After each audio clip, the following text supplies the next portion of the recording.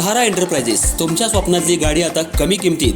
इचलकरंजी शहरालगत असलेल्या कबनूर चंदूर रोडवर कोन्नूर पार्कमधल्या सहारा एंटरप्राइजेस इथं पश्चिम महाराष्ट्रातली विविध बँका आणि फायनान्स कंपन्यांनी जप्त केलेल्या जुन्या दुचाकी आणि चारचाकी गाड्यांची विक्री केली जाते. शोरूम किमतीपेक्षा 25 ते 50% कमी दरात, उत्तम स्थितीत आणि संपूर्ण कागदपत्रांसह त्वरित डिलिव्हरी. दुचाकी 20,000 पासून पुढे तर चारचाकी 50,000 पुढे. आपल्या पसंतीची कार किंवा बाईक आता अगदी परवडणाऱ्या दरात घेऊन जा. विश्वास, पारदर्शक व्यवहार आणि उत्तम सेवा हेच आमचं वैशिष्ट्य. पत्ता Konnur park, Kabnur Chandur road, Ichalkaranji. Proprietor Rajubhai Ajgar. संपर्क 8055810910 आणि 9860785786. सहारा एंटरप्राइजेस, दर्जा, विश्वास आणि बचत यांचं परिपूर्ण ठिकाण.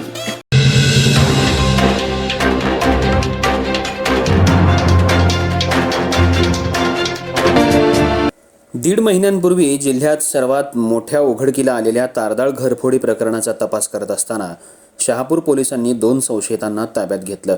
त्यांच्याकडून 9 गुन्ह्यांचा तपास करून सुमारे 43 तोळे 700 ग्रॅम सोन्याचे दागिने अशी 54 लाख रुपयांची चोरी उघडकीला आणली होती. यामुळे शहापूर पोलिसांच्या कामगिरीबाबत कौतुक झालं. यानंतर संबंधित संशयितांचा ताबा पेठवडगाव पोलिसांनी घेतला. अनेक धक्कादायक बाबी यानंतर समोर आल्या आहेत. दरम्यान याचा पाढा थेट पोलीस अधीक्षक योगेश कुमार गुप्ता यांच्यासमोर वाचण्यात आला. याची गंभीर दखल घेऊन गुप्ता यांनी या प्रकरणाच्या फेर चौकशीचे आदेश दिले आहेत. त्यानुसार अप्पर पोलीस अधीक्षक अण्णासाहेब जाधव यांनी या प्रकरणात समाविष्ट असलेल्या सर्वांचीच चौकशी सुरू केली आहे. हातकणंगले तालुक्यातील तारदाळ इथं हरी चोपडे यांच्या घरी 1 डिसेंबरला घरफोडी झाली. यात 9 तोळे सोन्याचे दागिने लंपास झाले होते.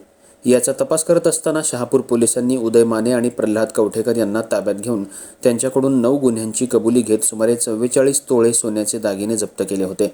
संशयितांनी कोल्हापूर, सांगली जिल्ह्यातल्या इचलकरंजी, सांगली, जयसिंगपूर या ठिकाणच्या सोनारांना हे दागिने विकले होते. या गुन्ह्यात वापरलेली मोटरसायकल पोलिसांनी त्याची नोंद घेतली नव्हती, मात्र गाडी जप्त केली होती. याबाबतही तक्रार झाली. सराफांकडून घेतलेले दागिने आणि गुन्ह्यात दाखवलेले दागिने यामध्ये तफावत असल्याची चर्चाही पोलीस वर्तुळात होती. पेठवडगाव पोलिसांकडून माने आणि कवठेकर या संशयितांना ताब्यात घेऊन तपास करताना अनेक धक्कादायक बाबी समोर आल्या. यामुळे शहापूर पोलिसांनी केलेल्या तपासाबाबत प्रश्नचिन्ह निर्माण होत आहे. इचलकरंजीतील अप्पर पोलीस अधीक्षक कार्यालयात या प्रकरणातील 6 ते 7 सराफ, पेठवडगावचे पोलीस निरीक्षक प्रमोद शिंदे आणि शहापूरचे पोलीस निरीक्षक सचिन सूर्यवंशी यांच्यासह कर्मचाऱ्यांना बोलवून याची सत्यता पडताळण्यात येत होती. अप्पर पोलीस अधीक्षक अण्णासाहेब जाधव यांच्याशी संपर्क साधला असता त्यांनी याबाबत चौकशी सुरू आहे, लवकरच याचा अहवाल वरिष्ठांना सादर केला जाणार असल्याचं सांगितलं.